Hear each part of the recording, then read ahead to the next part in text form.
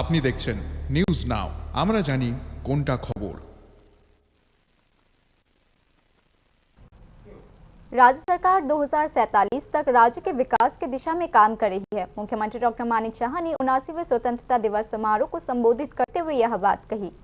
शुक्रवार को राज्य में 79वां स्वतंत्रता दिवस पूरे सम्मान के साथ मनाया गया। इस अवसर पर अगरतला में असम राइफल मैदान में राज्यव्यापी कार्यक्रम का आयोजन किया गया। मुख्यमंत्री डॉक्टर मानिक शाह ने आज सुबह 9:10 पर राष्ट्रीय ध्वज फहराया। इसके बाद मुख्यमंत्री ने मार्च पास्ट में भाग लिया।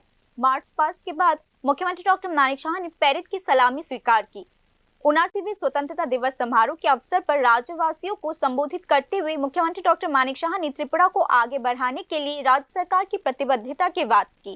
जीएसडीपी के मामले में त्रिपुरा पूर्वोत्तर में दूसरे स्थान पर है। इतना ही नहीं, मुख्यमंत्री डॉक्टर मानिक शाह ने एक बार फिर नीति आयोग द्वारा शिक्षा, स्वास्थ्य, कृषि, बिजली, खेल, मत्स्य पालन और पशुपालन, जनजाति विकास आदि क्षेत्रों में अग्रणी राज्य घोषित किए जाने का भी उल्लेख किया।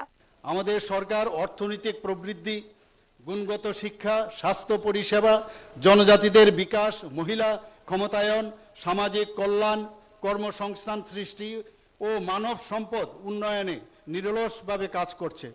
এগিয়ে চলার এই অভিমুখ আমাদের সুশাসনের নীতি দ্বারা পরিচালিত হচ্ছে। ত্রিপুরাকে উজ্জ্বল ভবিষ্যতের দিকে এগিয়ে নিয়ে যেতে বর্তমান রাজ্য সরকার প্রতিটি ক্ষেত্রে যেসব পদক্ষেপ নিয়েছে এবং কর্মসূচি রূপায়ণ করছে তার বিশেষ কিছু আমি এখানে উল্লেখ করছি। 2023-24 অর্থবছরে রাজ্যের গ্রস স্টেট ডোমেস্টিক প্রোডাক্ট 12.46% বৃদ্ধির ফলে উল্লেখযোগ্য অর্থনৈতিক উন্নতি ঘটেছে। এর ফলে জিএসডিপির ক্ষেত্রে ত্রিপুরা উত্তর পূর্বাঞ্চলের রাজ্যগুলির মধ্যে দ্বিতীয় স্থানে রয়েছে। নীতি আয়োগের প্রকাশিত সূচকে সারা দেশের মধ্যে ফ্রন্ট রানার রাজ্য হিসাবে উন্নীত হয়েছে। ত্রিপুরার অর্থনীতি মূলত কৃষি ভিত্তিক, যা রাজ্যের জিএসডিপিতে 36%-ও বেশি অবদান রয়েছে। मुख्यमंत्री डॉक्टर मानिक शाह ने भी 2047 तक विकसित त्रिपुरा के निर्माण के लिए राज्य सरकार की प्रतिबद्धता व्यक्त की। 2047 সালের মধ্যে রাজ্যের জনগণ সামগ্রিক উন্নয়নের লক্ষ্যে এবং বিকশিত ভারত গড়ার লক্ষ্যে ত্রিপুরা এগিয়ে চলছে। সকলের সমবেত উদ্যোগ এবং আন্তরিক অংশগ্রহণের মাধ্যমে মাননীয় প্রধানমন্ত্রী শ্রী নরেন্দ্র মোদীজির স্বপ্ন পূরণে আমরা সকলে এগিয়ে আসি। উন্নত ভারত গড়ার যে সুযোগ আমাদের সামনে এসেছে, আসুন তাকে আমরা বাস্তবায়িত করি। ভবিষ্যতের দিকে তাকিয়ে আমরা আমাদের পরবর্তী প্রজন্মকে সুন্দর সমৃদ্ধশালী করে তুলি। 79वें स्वतंत्रता दिवस के अवसर पर मुख्यमंत्री डॉक्टर मानिक शाह ने अपने अपने क्षेत्र में उल्लेखनीय भूमिका निभाने वाले पुलिस कर्मियों को सम्मानित किया। इसके बाद आसाम राइफल ग्राउंड में विभिन्न स्कूलों के छात्रों द्वारा भारतीयम नामक एक सांस्कृतिक कार्यक्रम प्रस्तुत किया गया।